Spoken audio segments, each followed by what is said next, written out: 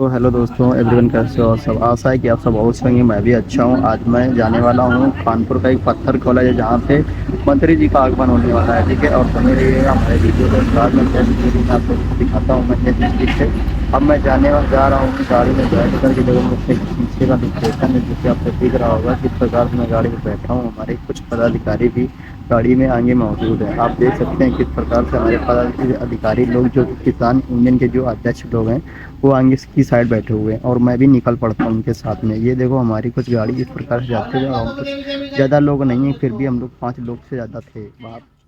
कुछ हमारे पदाधिकारी लोग अपने अपने पदाधिकारियों को कॉल कर रहे थे और कुछ पदाधिकारी लोग आगे चल रहे थे और मैं पीछे बैठा वीडियो बना रहा था। ऐसे दोस्तों हमारी टीम के सभी मेंबर आगे बैठे हुए थे, मैं और पीछे बैठा था। और आप देख सकते हैं किस प्रकार का वीडियो बनाया जा रहा है कि हमारे पदाधिकारी लोग आगे कुछ बातचीत और मिशन के बारे में बातचीत करते हुए जा रहे हैं। इसलिए मैं भी पीछे बैठा अपना वीडियो को ब्लॉग काम कर रहा था। ठीक, आगे चलते हुए कॉलेज के अंदर आ चुका हूँ। आप देख सकते हैं किस प्रकार से ये पत्थर कॉलेज है। यहाँ पे आज मीटिंग होने वाली है और मंत्री आने वाले हैं, जो कि जय जवान जय किसान के अध्यक्ष, जो मंत्रिमंडल अध्यक्ष जो होते हैं, वो हमारे आज हमारे बीच मंत्री जी का आगमन होने वाला है। इसी बीच में सारे लोग अंदर की ओर चल देते हैं। आप देख सकते हैं किस प्रकार का ये पत्थर कॉलेज, जिसको बोलते हैं Chandrashekhar university of the Kanpur. ये बीज और ये किसान यूनियन से जुड़ी कुछ इसमें बातें होती हैं, जैसे किसान अपने बीज को कैसे बोता है, क्या करता है, क्या नहीं करता, उसके बारे में इसमें बताया जाएगा। मंत्री द्वारा इसमें कुछ निर्मायित दवाएं भी दी जाएंगी। यहाँ पे हम लोग चलते हुए, ये पानी रखने पीने के लिए यहाँ पे टैंक रखे हुए हैं। इसके बाद में आगे चलते हुए वहाँ पे आपको दिखेगा कि कुछ नेता लोग इधर जा रहे हैं, कुछ इधर टहल रहे हैं। आने वाली है मंत्री जी की मीटिंग, अंदर भी अभी चल के दिखाएंगे आपको मंत्री जी की मीटिंग कहाँ पे होने वाली है। और कुछ लोग कहते हैं कि चलो एंट्री करवा लेते हैं। हम लोग गेट के पास पहुँच जाते हैं और एंट्री करवाने के लिए हमारे कुछ पदाधिकारी लोग एंट्री करवाते हैं गेट की, और हम सब लोग यहाँ पे एकत्रित हुए हैं। आप सब देख सकते हैं किस प्रकार से हम लोग वहाँ पर अंदर ऑफिस में जो कि मंत्री जी का आगमन होने वाला, हम लोग वहाँ पर कुर्सियाँ पड़ी थी, हम लोग अपने अपने कुर्सियों पर जाके बैठ चुके हैं। ये लिखा है मंडल स्थानीय खनिज उत्पादक गोष्ठी, जिसमें कि कुछ यूपी के सभी ज़िलों से आए हुए कुछ विशेषज्ञ, कुछ बीज भंडार के लोगों भी यहाँ पे अपना अपना जो भी ये अपने बारे में कुछ बताना चाहेंगे। जैसे कि मंत्री जी का आगमन होने से पहले कुछ लोगों को ये पता था कि अपनी अपनी सीटों पर निर्धारित समय पर बैठ जाना चाहिए। ठीक है, इसलिए हम सब लोग अपने अपनी सीटों पर बैठ चुके थे और हमारे कुछ पदाधिकारी लोग पीछे बैठे थे। आप सब देख सकते हैं किस प्रकार से हमारे पदाधिकारी लोग हमें देख रहे हैं पीछे। तो चूंकि ये प्राकृतिक होते हैं, इसलिए इसमें सभी के 17 पोषक तत्व उपलब्ध होते हैं। तो आपके स्वास्थ्य, मृदा के स्वास्थ्य में जो दिन प्रतिदिन साल दर साल गिरावट आती जा रही है, इसमें रुकावट आएगी और इसमें सुधार होगा। और साथ ही साथ चूंकि ये प्राकृतिक होते हैं, इसलिए इसमें जो रिलीज होता है वो निरंतर धीरे धीरे होता रहता है, जिसके अनुसार जितना पौधे को चाहिए उसी के दर के अनुसार ये खाद में जीवन निर्माण करते हुए जितनी भी आवश्यकता है उसको अनुपात में नाइट्रोजन हमारी फसल को उपलब्ध कराता रहता है। और शायद इसीलिए जबकि जितनी भी आपकी फसलें हैं गेहूं धान जैसी, उनकी अपेक्षा 2 गुना नाइट्रोजन पाया जाता है दलहनी फसलों में, लेकिन उनमें प्रज्वलन कराने का कष्ट करें। अंधकार को क्यों धिक्कारें, आओ मिलकर दीप जलाएं। बहुत ही सम्मान के साथ माननीय मंत्री जी से अनुरोध है कि कानपुर मंडल, झांसी और चित्रकूट धाम मंडल के मंडलायुक्त महोदय के साथ, प्रमुख सचिव कृषि महोदय के साथ और मंचासीन समस्त सम्मानित अधिकारियों के साथ, कृषि वैज्ञानिकों के साथ कृपया दीप प्रज्वलन कर आज की गोष्ठी का औपचारिक शुभारंभ कराने की महती कृपा करें।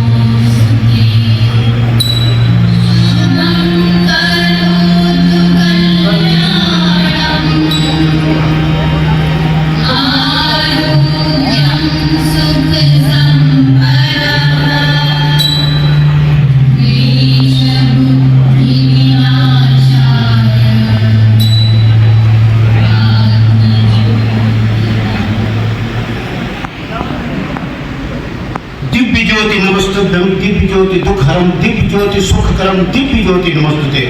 सभी सम्मानित किसान भाई अपने स्थान पर बैठे हुए दीपक को प्रणाम करेंगे कि आज की ये वहाँ अगर पानी भर जाता है जमीन में तो उनके श्वसन के लिए जो ऑक्सीजन है, वायु है, वो कम हो जाएगी। तो हमारे अगर जड़ की गांठें मर गई उसी के अंदर के बैक्टीरिया, तो हमारा उत्पादन घट जाता है। तो किसान भाइयों को इसमें पानी लगाते समय दलहनी फसलों में बहुत ध्यान रखना चाहिए। इसके बाद जब हमारी फसल तैयार हो जाए तो इसमें कीट प्रबंधन और रोग प्रबंधन की बात आती है। तो अगर हमारे साथ के वैज्ञानिक हैं वो कीट प्रबंधन के बारे में विभिन्न फसलों में बताएंगे, लेकिन फिर भी जब भी कोई इसमें मुख्य रूप से जो कीट लगते हैं वो फली छेदक सूंडी लगती है और फली छेदक कीट लगते हैं। तो जब फूल आने के बाद फलियाँ बनना शुरू हो तो किसान भाई देखें कि वहाँ पर कीटों का प्रकोप दिखाई दे रहा है, तो कोई भी सिस्टमेटिक इंसेक्टिसाइड जैसे ट्राइजोफास, क्लोरिपाइरिफास, इस तरह के जितने नाम के आगे फास लिखा है 2 ml मात्रा प्रति लीटर पानी में घोल करके इसका 15 दिन के अंतराल में 2 बार छिड़काव कर दें तो इससे कीटों का हर संभव प्रबंधन हो जाता है। इस प्रकार हमारे किसान भाई जो प्रबंधन की विधियां हैं उन्हें बताई है कि भूमि प्रबंधन, बीज प्रबंधन, सिंचाई जल प्रबंधन और उर्वरक प्रबंधन के बाद कीट और रोग नियंत्रण का प्रबंधन अगर कर ले तो फसल से अधिकतम उत्पादन करके अधिकतम लाभ प्राप्त कर सकते हैं। और किसान भाई जो लंबी अवधि की खेती करते हैं वो अवश्य रूप से इंटरक्रॉपिंग, चाहे किसी फसल की जो उनके क्षेत्र में प्रचलित हो उसकी अगर इंटरक्रॉपिंग करते हैं तो बहुत उत्पादन होता है। इन्हीं शब्दों के साथ बहुत बहुत धन्यवाद। माननीय मंत्री जी हमारे आपके बीच में आ चुके हैं। मैं अनुरोध करूंगा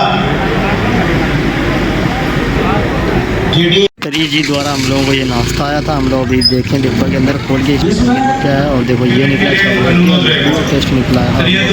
इसको ओपन करके सारे लोगों को मिल चुका था अपना अपना लोग नाश्ता ये अपना खोला और मुझे खाने लगा कुछ इस प्रकार से, आप देख सकते हैं। माननीय मंच, समस्त किसान देवताओं को नमन, वंदन, अभिनंदन। उद्यान निदेशालय से स्वीकृति प्राप्त करके हमें जो केमिकल फर्टिलाइजर आता है सारा विदेशों से आता है जी। सरकार सीधे वहाँ टेंडर करती है जी और करके जहाँ से उपलब्धता होगी उतनी को सब्सिडी देती है जी। क्योंकि वहाँ से लाएगी तो इतना महंगा पड़ेगा जी, इतना भी नहीं खरीद जी। और ऐसा बात बोले तो व्यवहारिक। सर दूसरी समस्या आपके समक्ष है, एक लो वोल्टेज की समस्या है सर हमारे जनपद पर, जिससे किसानों की आए दिन ये होता है कि जो मोटरें हैं वो बहुत फूकती हैं, तो उससे हमारे किसानों का बेहद नुकसान होता है।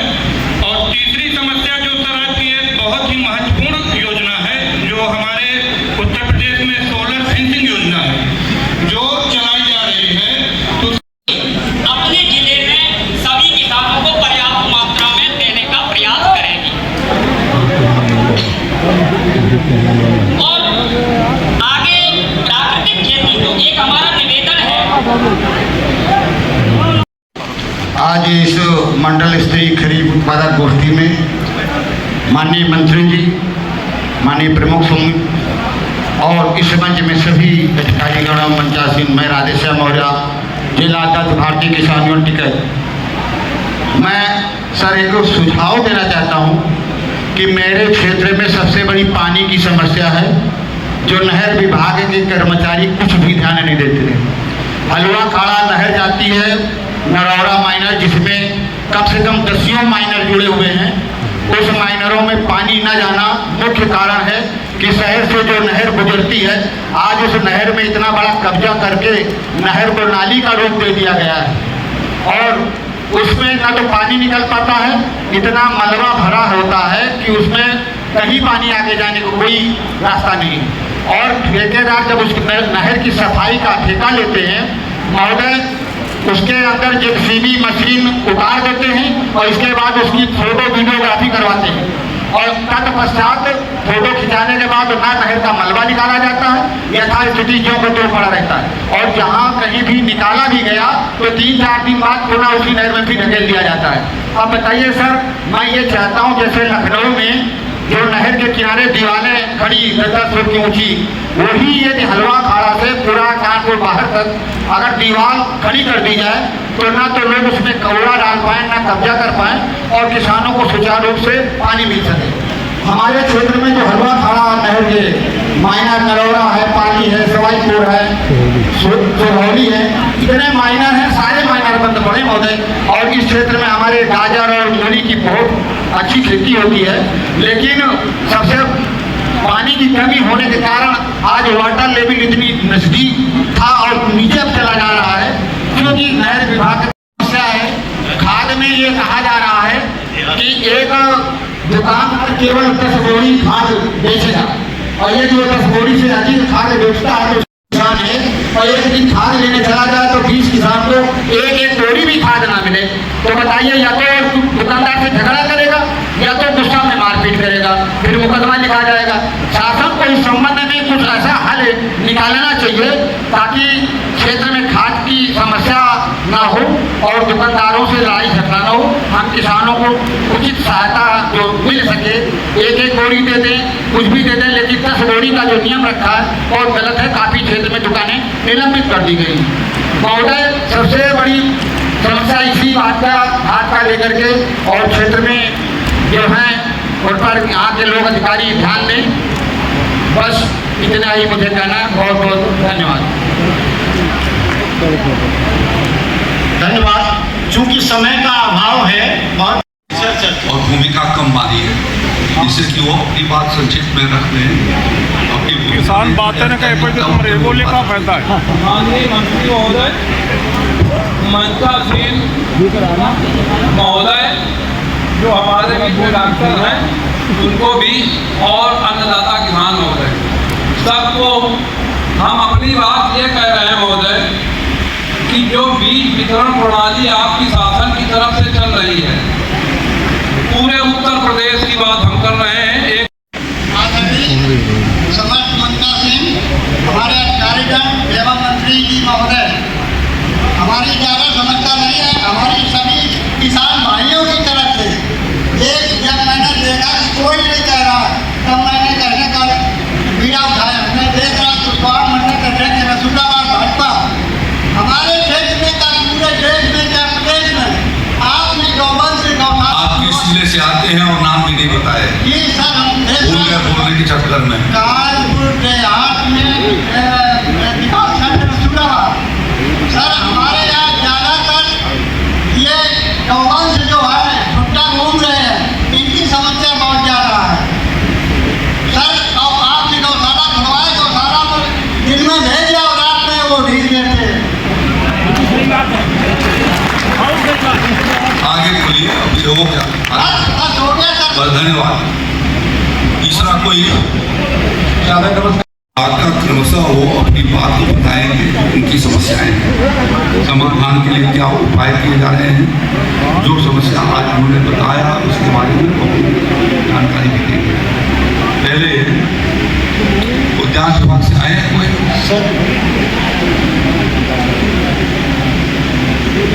उद्यान विभाग से मीटिंग है, बाद में कर लेंगे। उद्यान विभाग से संयुक्त कृषि निदेशक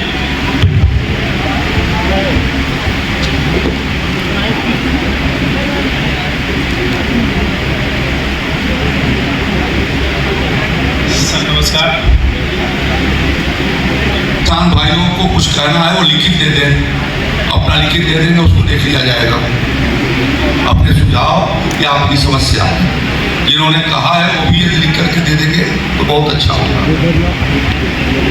नमस्कार सर। किसान भाइयों की मुख्य रूप से 4-5 समस्याएं जो उद्यान विभाग से जुड़ी हुई आई है। पहले मेरा परिचय सर, मैं संयुक्त निदेशक। हमारे बहुत बड़ी बस्ती बसी हुई है और उसमें वहाँ पर कूड़ा निपटान की व्यवस्था न होने के कारण जैसे सफाई कराते हैं हर 3 दिन बाद कूड़ा भर जाता है। तो सर हम बीच बीच में उसकी सफाई तो कराते रहते हैं। अभी नगर निगम के साथ बैठक करके माननीय मेयर और सभी अधिकारियों के साथ चर्चा करके इस समस्या के निदान के लिए उसके नहर के किनारे किनारे जाली लगाने की व्यवस्था की गई है। तो अब आगे जैसे ही 1 साल के अंदर ये पूरा हो जाएगा सर, तो कचरा वाली समस्या समाप्त हो जाएगी और कचरा रूटीन में नगर निगम से उठने लगेगा। तो पानी नीचे तक जाता तो है सर, लेकिन थोड़ी सी दिक्कत होती है, समस्या होती है कचरा भर जाने के कारण। तीसरी बात की घाटमपुर नहर में तालाब से नहर को तालाब से जोड़ने का, तो ये हम दिखवा लेंगे सर, क्योंकि वर्षा काल में तो मुश्किल, गर्मी में तो हम भरते हैं सर, इस समय चल रहा है सभी नहर से तालाबों को भरने का, उसको हम दिखवा लेंगे। हमारे कमांड में वहाँ तक तेल तो हमारी जाती नहीं है, अगर यदि संभव होगा तो उससे हम जुड़वा के परियोजना बना के करा देंगे सर। कवरई के बारे में नमस्कार सर। महोबा जिला के कवरई बांध में 100 हेक्टेयर जमीन डूब क्षेत्र में लेना है सर, और फरवरी में परियोजना स्वीकृत हुई थी। वर्तमान में 60 हेक्टेयर जमीन ले लिया गया है, 40 हेक्टेयर जमीन बचा हुआ है, जो 5-6 महीना में हम 40 हेक्टेयर जमीन ले लेंगे। और उससे निकलने वाली कवरई मुख्य नहर सब मिलाकर 25 नहरें हैं। 25 नहर में 21 नहर पूर्णतः निर्माण हो चुका है। 4 निर्माण में किसान न्यायालय में चले जाने की जमीन नहीं ले पाए। अब अधिकारीगण डीसी साहब, भाइयों बहनों, लेकिन ज़्यादातर इश्यूज़ जितने भी थे उन पे डिपार्टमेंट्स ने अपना अपना जवाब दे दिया है। बहुत ज़्यादा मेरे कहने के लिए बचा नहीं है। 3-4 विषय हैं जिनके ऊपर बोलना चाहूँगा। सबसे पहला विषय उर्वरक का है। वर्तमान में जो उर्वरकों की उपलब्धता है गत वर्षों से हमारी बहुत अच्छी उपलब्धता है, और किसी भी जिले में ऐसी स्थिति नहीं है कि उर्वरक की किसी भी तरह से समस्या आनी चाहिए। एक जगह किसी ने बताया था कि 10 बोरी की लिमिट हर एक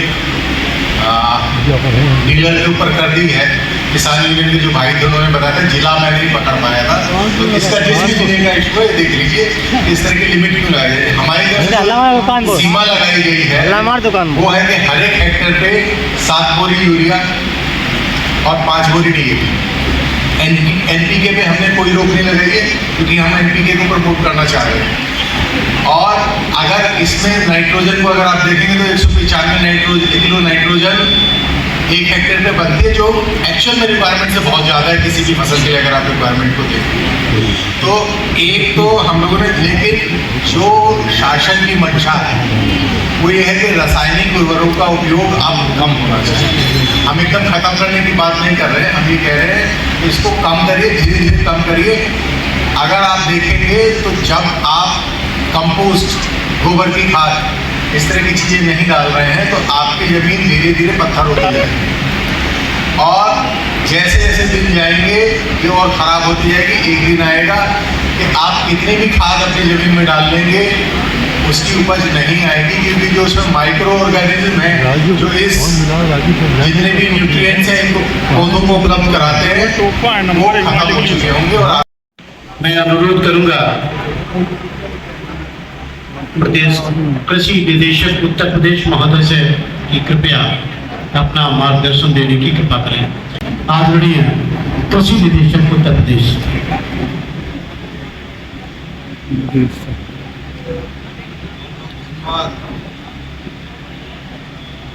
संचालक महोदय, आज प्रदेश के खरीफ अभियान की प्रारंभिक चरण के प्रथम दिवस पर इस कार्यक्रम के मुख्य अतिथि महोदय आदरणीय माननीय कृषि मंत्री जी, माननीय अध्यक्ष घोषणा आयोग जी, प्रमुख सचिव कृषि महोदय, कुलपति महोदय, रजिस्ट्रार सर, सब मिला के डैम से 25 नहरें हैं सर।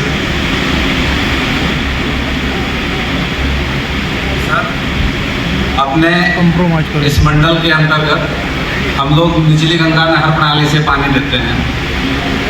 हमें इस मई सीजन में गंगा से पानी सिंचाई के लिए नहीं मिलता।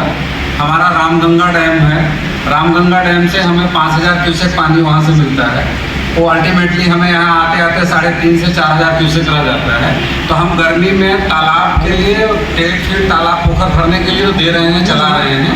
हमारे 80% के लगभग तालाब भर भी गए हैं सर। लेकिन ये पानी जितना है वो सतत चलता रहेगा सीडिंग के लिए, धान की रोप तैयार करने के लिए। लेकिन भरपूर पानी तो जुलाई में मिल पाएगा सर, 15 जून के किसान भाइयों को बताना चाहूँगा कि सामान्यतः उत्तर प्रदेश में पानी काफ़ी मात्रा में मिलता है बाकी राज्यों के मुकाबले में, पंजाब और हरियाणा को छोड़ दीजिए तो। लेकिन आप लोगों को धीरे धीरे पानी का उचित उपयोग करने का प्रयास करना पड़ेगा। उद्यान विभाग की ओर से इसमें स्प्रिंकलर और ड्रिप इरिगेशन की जो व्यवस्था है उस पर काफ़ी काम किया जा रहा है। उसको आप लगाइए, पानी बचाइए, ये बहुत इम्पोर्टेंट है। और इस साल विशेषकर से इस साल सूखे पड़ने की संभावना है, उसके हिसाब से तैयार रहिए। दोनों जो मंडल हैं मेरे, झांसी और चित्रकूट, जम के धान लगाना शुरू किया है और धान के लिए बेनतहा पानी चाहिए। यदि आप जो भी मुख्य फसलें हैं उनके न्यूट्रिएंट्स रिक्वायरमेंट्स देखेंगे तो निश्चित रूप से वह उससे सीमा से कम ही स्वाभाविक रूप से पर्याप्त रूप से दिया जा रहा है। उर्वरक की पर्याप्त उपलब्धता सुनिश्चित कर दी गई है। अभी तक कोई भी ऐसा जनपद नहीं है, आज की जो गोष्ठी है जहाँ पर फर्टिलाइजर की उपलब्धता कम हो। यह पूरी व्यवस्था मंडल की पूरी हमारे पास है। 5,000 प्रति एक तय किया गया था कि यूरिया का स्टॉक 5,000 से कम किसी जनपद में न हो। तो आज मैं कहना चाहूँगा कि यूरिया का स्टॉक आज के जो 13 जनपद हैं, इस केवल एक जनपद चित्रकूट में थोड़ा सा कम है, वो भी हम लोग पूरा करेंगे। वहाँ 3815 है। DAP में हम लोगों ने तय किया है 3,000 से कम का स्टॉक रहो। यहाँ भी केवल महोबा, जहाँ पर भी अभी खरीफ में इतनी आवश्यकता नहीं होगी, इससे हम लोग इनकी पूरी व्यवस्था कर दी।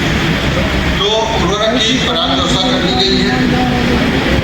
बीज में भी हम लोगों ने पूरी व्यवस्था कर दी है। एक संक्षिप्त जानकारी दे दूँ कि बीजों के जो मूल्य हैं वह जारी किए जा चुके हैं। मैं अपने समझ उपस्थित जिला कृषि अधिकारियों को, उप कृषि निदेशक को स्पष्ट रूप से आपको निर्देश दिया जा रहा है कि आप यदि अपने गोदामों पर दरों को नहीं लिख पाए हैं तो दीवारों पर जो बीज की दरें दी गई हैं आपको दिया जा चुका है। किसी भी स्थिति में यह स्थिति नहीं उत्पन्न होनी चाहिए कि किसान भाई जहाँ उन्हें दरों पर कंफ्यूजन है। यद्यप ऑस मशीन से दिया जा रहा है जिसमें आपकी पर्ची निकल रही है, फिर भी सारी दरों को इसी के साथ उर्वरकों की दरें आपको मालूम है, सब्सिडी की दरें आपको मालूम है। यदि किसी भी समिति अथवा किसी भी निजी विक्रेता के यहाँ ये दरें लिखी नहीं पाई जाती हैं तो निश्चित रूप से वहाँ के कृषि विभाग के संबंधित अधिकारी के उत्तरदायित्व निर्धारित किए जाएंगे। मैं आप सभी से अपेक्षा करता हूँ कि एक बार पुनः आप देख लें, सुनिश्चित कर लें कि दरें अनिवार्य रूप से लिखी हूँ। मैं यहाँ दरों को बताने की आवश्यकता समझता नहीं हूँ। फसली ऋण पर व्यवस्था की गई, एक अभियान चलाए जाने की अपेक्षा शासन से की गई है और आज उसकी शुरुआत यहाँ से माननीय कृषि मंत्री द्वारा किया गया है। मैं चाहूँगा कि आने वाले समय में हर किसान को जो भी पात्र है उसको फसली ऋण अवश्य दिलाया जाए, इसके लिए अभियान चलाया जा रहा है। और एक और जो लास्ट है वो है फार्मर रजिस्ट्रेशन है। उसके अलावा भी बहुत सी ऐसी चीज़ें जिनको हरी खाद के रूप में आप इस्तेमाल कर सकते हैं। मूंग को कर सकते हैं, उड़द को कर सकते हैं। जितनी भी आपकी दाल प्रजाति की हैं फसलें, उन सभी को हरी खाद के रूप में आप इस्तेमाल कर सकते हैं। वो नाइट्रोजन हवा से लेके जमीन में उपलब्ध कराती है, तो आपको यूरिया की वैसे भी ज़रूरत उससे कम हो जाती है। तो एक विषय तो ये है कि कैसे रासायनिक खादों को हम कम करें और जो हमारे ऑर्गेनिक उर्वरक है उनको हम बढ़ाएं। दूसरा विषय जो आया था, हालांकि इस पर त्रिपाठी जी ने काफ़ी कुछ बताया है, वो विषय है आपके फार्मर रजिस्ट्रेशन। फार्मर रजिस्ट्री का विषय क्यों है? एक किसान भाई ने कहा था कि जो आपके यहाँ खरीद हो रही है वो आड़तियों की खरीद। अध्यक्ष जी गौ सेवा आयोग हम सभी के संरक्षक मार्गदर्शक कृषि मंत्री माननीय सूर्य प्रताप शाही जी, प्रमुख सचिव कृषि आदरणीय रविंद्र जी, आयुक्त सहकारिता आदरणीय योगेश जी, कुलपति CSA डॉक्टर संजीव जी, आयुक्त झांसी मंडल आदरणीय विमल द्विवेदी जी, निदेशक कृषि, अपर निदेशक बीज विकास निगम श्रीमान त्रिपाठी जी, हमारे गौ सेवा आयोग के सदस्य माननीय रमाकांत उपाध्याय जी, CSA रानी लक्ष्मीबाई केंद्रीय कृषि विश्वविद्यालय एवं बांदा कृषि विश्वविद्यालय के सभी हमारे वैज्ञानिकगण, CDO साहब, विभिन्न विभागों के अधिकारीगण, किसान भाइयों और इसमें कुछ प्रयोगधर्मी हमारे ऐसे किसान जिनके किसानों के मॉडल के आधार पर या उनके प्रयोगों के आधार पर हम किसानों की केवल 2 गुनी आय नहीं कर सकते हैं, हम किसानों की 5 गुनी आय कर सकते हैं और उनको आत्मनिर्भर किसान बनाने का जो माननीय प्रधानमंत्री जी का संकल्प है या जो संकल्प है विकसित कृषि संकल्प अभियान, ऐसे हमारे कुछ प्रयोगधर्मी किसान बैठे हैं। आदरणीय अनंत चतुर्वेदी जी, एक बार खड़े हो जाइए। ये हमारे एक ऐसे युवा हैं जो एक उद्योग जगत से आते हैं, इनके खेत पर चीफ सेक्रेटरी श्री दुर्गा शंकर मिश्रा जी होके आए हैं। मैं कई बार गया हूँ। ये खेत पर 25 घन मीटर का बायोगैस लगाए हैं, कोई केमिकल नहीं डालते हैं। जो ऊसर खेत था उसको खेती लायक बनाया है और पहला ये आप सोलर से स्प्रिंकलर चलाते हैं और कृषि यंत्र बना रहे हैं। ये उन्होंने हस्तचालित कृषि यंत्र। मैं ऐसे युवा किसान के लिए और हमारे श्रीमान आलोक सिंह जी, जो मैं खुद इनके खेत में गया हूँ, बायोगैस और उद्यान का खेती का पानी का बहुत अच्छा मॉडल बनाया है। श्रीमान दामेंद्र जी, शिवशंकर चतुर्वेदी जी, AP सिंह जी और सभी मेरे किसान भाइयों जो प्रयोगधर्मी किसान है, इनके जोड़ा ताली बजाकर हम इनका अभिवादन करते हैं। और मैं सभी लोगों से उपस्थित करता हूँ कि आप ऐसे हमारे जो प्रयोगधर्मी किसान हैं जिन्होंने खेती के आत्मनिर्भर मॉडल बनाए, जो माननीय प्रधानमंत्री जी और माननीय योगी जी के सपनों को साकार कर रहे हैं। आप किसी तीर्थ से जाओ या ना जाओ, लेकिन आप इनकी किसानों के खेत पर जरूर जाइए। ऐसे किसान ही आने वाले समय में 2047 तक विकसित भारत का सपना पूरा करने वाले हैं। मैं सारे विषयों के अलावा केवल मैं एक विषय आपसे छूना चाहता हूँ। पहला, उत्तर प्रदेश में 7,716 स्थानों पर गौ आश्रय स्थल संचालित है। एक बहुत अच्छी स्कीम है, वो है एक गाय ले जाओ 1500 रुपये महीने पाओ, 4 गाय ले जाओ 6,000 रुपये लो गायों के भरण पोषण के लिए। उसका नाम है मुख्यमंत्री निराश्रित गौवंश सहभागिता योजना। उपस्थित मेरे सभी किसान भाइयों, आज घर घर में मोबाइल पहुंच चुका है कि 10,000, 15,000, 20,000 रुपये का मोबाइल है।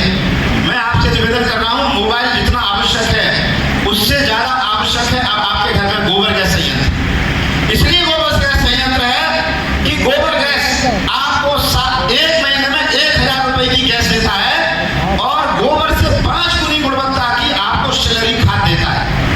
आप शादी रात में मत करिए, दिन में शादी करिए, 100 की जगह 50 लोग ले जाइए, खर्चा कम करिए, लेकिन आप अपनी बेटी को दहेज में गोबर गैस दीजिए। तैयार है इसके लिए? जोड़ा तैयार है? एक बार ताली बजाइए जोड़ा।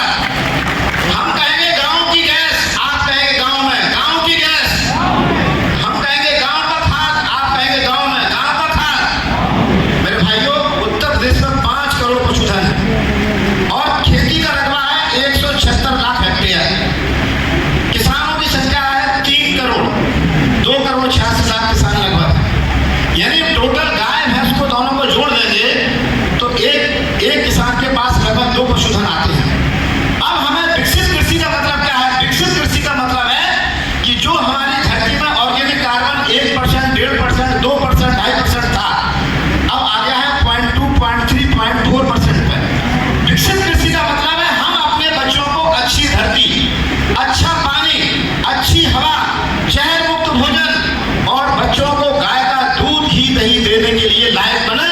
यदि हमने बच्चों को जहर मुक्त भोजन देने की यदि इच्छा रही, किसान की खरीद हम कर रहे हैं, तो फार्मर रजिस्ट्री आपका जैसे आधार है सामान्य आदमी के लिए, वैसे किसान का पहचान पत्र है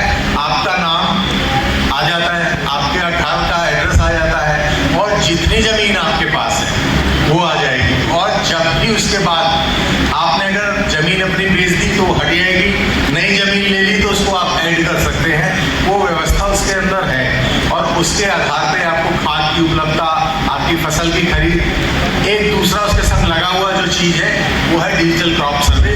हमारे यहाँ से आदमी जाता है और आपकी खेत पे जाके जानकारी करता है कि क्या फसल लगी, और वो एक फोटो खींचता है, उसको अपने जो उसके पास फोन है उसमें रिकॉर्ड कर लेता है। अब अगर आपके डिजिटल क्रॉप सर्वे में गेहूं की फसल लगी है और आप उस प्लॉट पे चाहते हैं कि मसूर की फसल का हम बेच दें, तो नहीं हो पाएगा। उद्देश्य वही है कि कोई आदमी फर्जी लेके किसी और की खतौनी लेके आ जाए और कह दे कि भाई हमारे यहाँ मूंग हुई थी, तो वो फर्जी ना मिले। तीसरी चीज, पिछले साल हम लोगों ने मूंगफली की अच्छी खरीद की, लेकिन उससे पिछले साल मूंगफली के अंदर बुंदेलखंड में शिकायत बहुत आई थी कि खरीद सारी की सारी आड़तियों की हो। अब एक तो हम फार्मर रजिस्ट्री के माध्यम से इसको कंट्रोल करने की कोशिश करें, दूसरा पैसा जितना खरीदते हैं वो सीधा आपके अकाउंट में जाता है। तो अगर आप किसी आड़ती के साथ मिलके आड़ती की फसल हमको नहीं बिकवाएंगे और पैसा अपने खाते में रिसीव नहीं करेंगे, तो ऐसा नहीं हो सकता कि कोई भी आड़ती आके केंद्र पर ये फसल बेच सके। तो मैंने जब गया था तो मैंने कहा भी यही था कि जब पेड़ कटता है तो कुल्हाड़ी में सिर्फ आगे का हिस्सा लोहे का होता है, जो डंडी उसमें जो उसको आसान बनाने के लिए होती है वो लकड़ी की होती है। तो अगर आप कुल्हाड़ी की लकड़ी बनेंगे, उसके अंदर जो अभी मूंग की फसल की खरीद की मांग की गई, उसके अलावा उड़द, उसको भी हम कवर करेंगे, और मूंगफली के लिए भी हम लोग प्रयास करेंगे कि उसको भी हम जायद में जो पैदा होती है उसको हम इसमें कवर करेंगे। तो इसको भारत सरकार को प्रस्ताव भेज के हम लोग कोशिश ये करेंगे कि 1 जून से इनके क्रय केंद्र सभी जगह संचालित करा दें जहाँ जहाँ इसकी आवश्यकता है। पीएम कुसुम और खेत तालाब योजना की बात की थी कि अभी पीएम कुसुम योजना फिलहाल भारत सरकार में खत्म हो गई है, नई योजना आने वाली है, लेकिन इसको हम लोग जैसे ही आएगी शुरू करेंगे। एक हमने इसके पहले राज्य सरकार की योजना भी लेके आए हैं, लेकिन समस्या हम लोग के सामने आई कि जितना लक्ष्य है उतने डिमांड ही हम लोग के पास नहीं है। 54,000 का लक्ष्य होने में 30,000 भी हम लोग लगा नहीं पाए। और आप लोग पानी की समस्या बताते हैं, पानी की समस्या साथ और आने वाली है। तो अगर आप अपने खेत पर 60% की सब्सिडी थी, अभी जो थी 60% सब्सिडी थी, 40% पैसा सिर्फ किसान की जेब से जा रहा था, लेकिन बहुत कम इसकी एक्सेप्टेंस थी। अगर आप इसको लगा लें तो आपको इसकी समस्या का सामना नहीं करना पड़ेगा, पानी आराम से आपको अवेलेबल हो जाएगा और बहुत बढ़िया निःशुल्क तरह से आपको ये पानी उपलब्ध कराता है। खेत तालाब योजना में भी यही स्थिति नहीं, जितना लक्ष्य था वो पूरा नहीं हुआ। हालांकि इस बार हम लोगों ने कुछ परिवर्तन किए हैं खेत तालाब योजना के अंदर। आपको पूरी छूट दे दी है कि आप अपने हिसाब से तालाब का साइज निर्धारित कर सकते हो। गहराई कम से कम 2 मीटर होनी चाहिए, लेकिन जो उसकी सब्सिडी है वो जितनी निर्धारित है भारत सरकार द्वारा उतनी मिलेगी। तालाब का साइज आप अपने हिसाब से निर्धारित कर सकते हो, उसको बनवा सकते हो। तो अगर आप आएंगे, तालाब बनवाएंगे, फिर पानी की जो समस्या आपकी दूर होगी। खेत तालाब योजना में बैठे हम चाहते हैं कि आप लोग आए। तीसरा विषय था सोलर फेंसिंग का, बहुत इसको मांग के उठाया गया। सोलर फेंसिंग की जो हमारी योजना थी ये केवल बुंदेलखंड एरिया के लिए, बुंदेलखंड की योजना के अंतर्गत थी। और एक चीज आपको समझनी होगी कि जो भी धनराशि हम लोगों के पास उपलब्ध है वो लिमिटेड धनराशि होती है, अनंत धनराशि किसी भी आदमी के पास नहीं, सरकार के पास भी नहीं।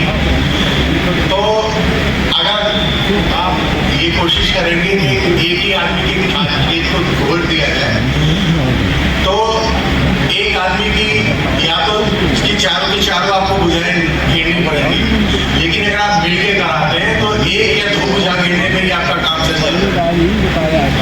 तो हम ज़्यादा क्षेत्रफल को कवर कर सकते हैं, कम पैसे में बेहतर काम कर सकते हैं। तो इसलिए 10 हेक्टेयर की जो लिमिट निर्धारित की गई है उसका उद्देश्य है कि ज़्यादा से ज़्यादा लोगों को हम इसमें अच्छा दें। ये योजना लेकिन जून में खत्म हो रही है, तो अगर आप ये इंतजार करते रहेंगे कि या बाकी चीजों की रह जाएगी तो जो बहुत जल्दी खत्म हो जाएगी योजना। लाभ उठाने का लास्ट 1.5 महीना है, इसको जल्दी से जल्दी आप लोग लाभ उठा लें। अभी फिलहाल कोई नई योजना लाने के हम लोगों की कार्य योजना भी नहीं चली। तो इस 1.5 महीने के अंदर इसको मैक्सिमम लाभ उठाएं, लेकिन आपको मिलके करना पड़ेगा। एक किसान दूसरे किसान की मदद ना करे, साथ मिलके बैठ के बाढ़ लगवाने को भी तैयार नहीं हो, तो फिर किस प्रकार की एकता आप लोग यहाँ बात कर रहे हैं जब आप किसान योजना की बात। तो आपको एक साथ मिलकर करना पड़ेगा, क्योंकि अगर एक सेक्टर को आप कवर करते चले तो बहुत कम खर्चे में पूरी के पूरी क्षेत्र की तार बाढ़ हो सकती है। तो इस चीज को भी देखने की आपकी आवश्यकता है। यही 5 विषयों में मुझे बोलना था। आप लोगों की जो समस्या है हमने उसको नोट किया है। जिन चीजों का सोल्यूशन हम यहाँ नहीं दे पाए हैं उसको कोशिश करेंगे कि वापस जाकर हम लोग आप लोगों को सोल्यूशन देने की कोशिश करेंगे। बहुत बहुत धन्यवाद। गाय होगी, गौमूत्र का संग्रह होगा, गोबर गैस संयंत्र होगा और गोबर गैस की स्लरी खेतों में जाएगी। और जब गोबर गैस की स्लरी जाएगी तो 25% पानी में आपकी खेती होगी। ये हम सबका सौभाग्य सभी किसानों का कि आज तक जब से देश स्वतंत्र हुआ है और योगी जी, मोदी जी जैसा परिवार का मुखिया हमको नहीं मिला है। और हम सबका सौभाग्य माननीय शाही जी जैसे हमको कृषि मंत्री मिले हैं, जो मैं कह सकता हूँ इस सदन में जितने लोग बैठे हैं इनसे 1.5 गुना 2 गुना यदि मेहनत करने वाले कोई व्यक्ति हैं तो हमारे माननीय कृषि मंत्री जी हैं। मैं सभी से पूछ लेता हूँ कि आप उनकी सवेरे जगने से लेकर रात तक की दिनचर्या दे दीजिए। ऐसा कृषि मंत्री हमें आज तक नहीं मिला। जोरदार हमें अभिवादन करते हैं माननीय कृषि मंत्री जी का कि सारे नौजवानों से इनके साथ चलने वाले एक किसान समीक्षा अधिकारी थे, बोले भाई साहब हमको शाही जी से हटवा दिया। मैं क्यों? बोले वो जितनी मेहनत करते मैं मेहनत नहीं कर सकता हूँ। मैंने तुम्हारी उम्र कितनी है? बोले 26 साल। हमने कहा 26 साल की उम्र में उनके बराबर मेहनत नहीं कर पा रहे हो, आप बताइए उनके जैसा जोशीला उनके प्रति किसानों को समर्पित ये कोई व्यक्ति मैं नहीं समझता हूँ कोई हो सकता है। ये हम सबका सौभाग्य है। और दूसरी योजना है कि FPO और महिला स्वयं सहायता समूह गौ सेवी संस्थाओं का संचालन अब योगी जी ने आपके हाथों में सौंपा है। ये प्रधान का कार्यकाल पूरा हो रहा है, प्रधानों के पास समय नहीं है, सेक्रेटरी के पास समय नहीं है, BDO के पास भी समय का उत्तर प्रदेश पूरी रिकॉर्डिंग महोदय का आशीर्वचन प्राप्त हो। बात काट भले करो मुझे पूरी करना। भारत माता की देखिए इतने बड़ी संख्या में किसान भाई हैं। आवाज ये देखिए बीच में सीट यहाँ पर खाली है, आप सब बैठ जाइएगा। इधर की ओर है, उधर पीछे के साइड में वहाँ बैठ जाए। बोले भारत माता की, भारत माता की। आज की इस खरीफ उत्पादकता गोष्ठी 2026-27 की कानपुर, झांसी और चित्रकूट धाम मंडल के और प्रदेश की ये पहली गोष्ठी है जो इस साल खरीफ के लिए प्रारंभ की जाएगी। यहाँ आए हुए सभी सम्मानित अन्नदाता किसान भाइयों बहनों, मंच पर आसीन प्रमुख सचिव कृषि श्री रविंद्र,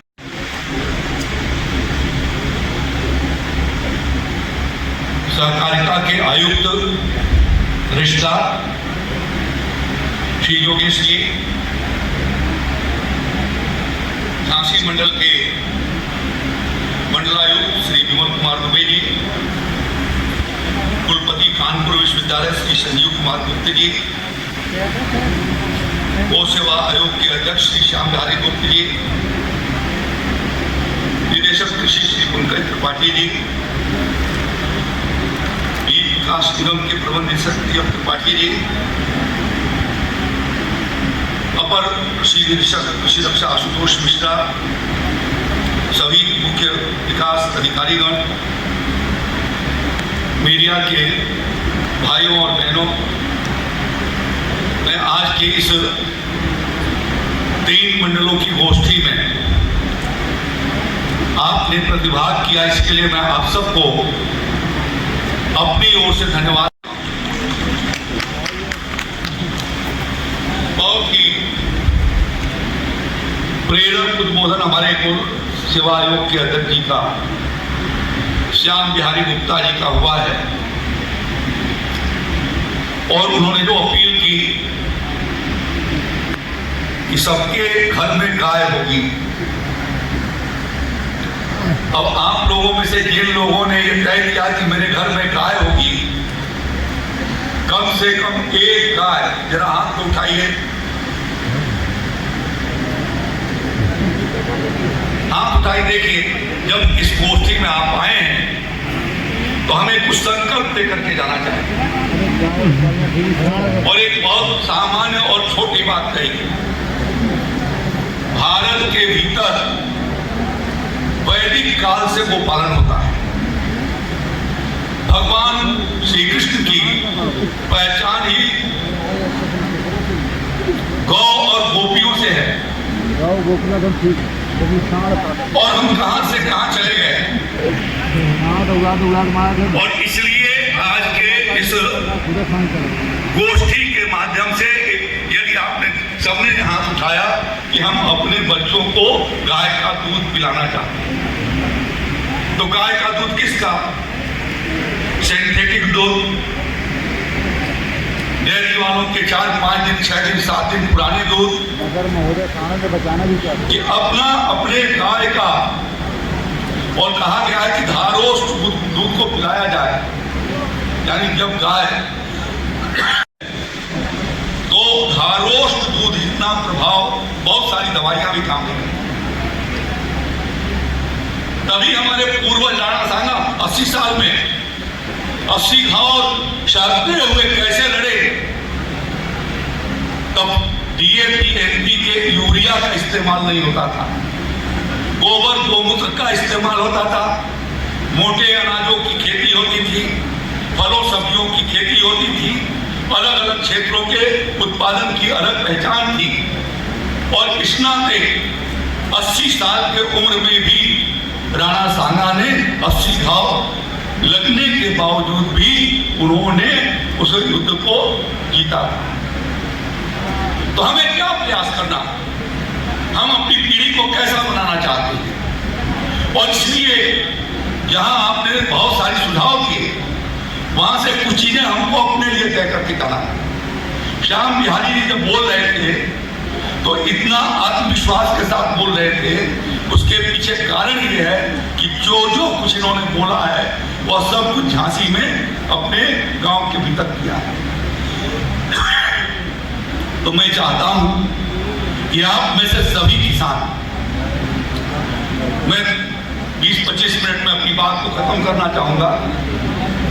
तो एक तो ये कि हमको इस काम को करना है, गो पालन भी करना है, भी है और जहर मुक्त खेती को करना है, यह हमारा एक पहला संकल्प है। अब ये जो आज गोष्ठी हो रही है, खरीफ की गोष्ठी में उत्तर प्रदेश के भीतर इस साल 110 लाख हेक्टेयर क्षेत्र के भीतर कृषि विभाग के माध्यम से ये खेती कराई जाएगी। जो उद्यान विभाग करते हैं, गन्ना विभाग इससे अतिरिक्त करते हैं। खाद्यान्न उत्पादन में 110 लाख हेक्टेयर क्षेत्रफल के भीतर हमारी खेती का विस्तार होना है। और उसमें हम लोगों ने ये तय किया है कि पिछले साल से लगभग 10 लाख हेक्टेयर के भीतर धान की खेती को कम किया जाए। और इसलिए मैं कहना चाहता हूं उस बात को कि आप पिछले महीने 2 महीने से देख रहे हैं कि मौसम किस प्रकार का चल रहा है। और इस साल अल नीनो का दुष्प्रभाव का साल है और आशंका यह व्यक्त की जा रही है कि सूखा भी पड़ने वाला है। तो उन आशंकाओं को देखते हुए हमको किन चीजों का उपाय करना है। तो जिन क्षेत्रों के भीतर पानी की समुचित व्यवस्था नहीं है, और विशेष रूप से बुंदेलखंड के लोगों को भी ये कहना चाहता हूं कि गत वर्षों में आपने धान की खेती को बहुत विस्तार दिया और जिन बातों के लिए दलहन जो पहचान थी बुंदेलखंड की, उत्तर प्रदेश के दलहन उत्पादन में अकेले बुंदेलखंड का योगदान, 7 जिलों का योगदान 40% से ऊपर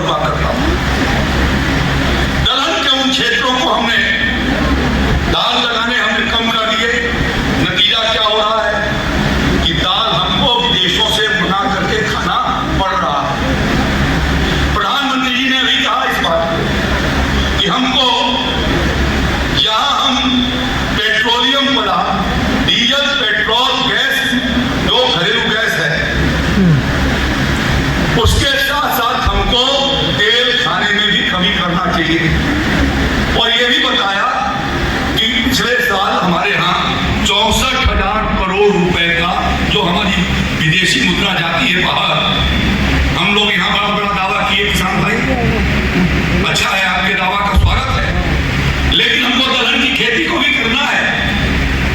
और इसलिए अब की बार हम लोगों ने ये तय किया है कि पिछले साल की तुलना में 1.5 लाख दाल की खेती 4 लाख हेक्टेयर के भीतर बढ़ाई जाए, ये मैं आपसे अनुरोध करना चाहता हूँ। जो यहाँ पर हमारे मुख्य विकास अधिकारीगण हैं, विभिन्न कृषि विज्ञान केंद्रों के साइंटिस्ट हैं, यहाँ पर CSA विश्वविद्यालय के हमारे वाइस चांसलर साहब थे, लगभग उस फैकल्टी के एग्रीकल्चर डिपार्टमेंट के सभी अधिकारीगण हैं, और मादा विश्वविद्यालय का भी कोई ना कोई एक्सटेंशन आया होगा यहाँ कि अपने एरिया के भीतर किसानों को जागरूक करके दलहन की खेती कैसे हम आगे की ओर बढ़ाएं।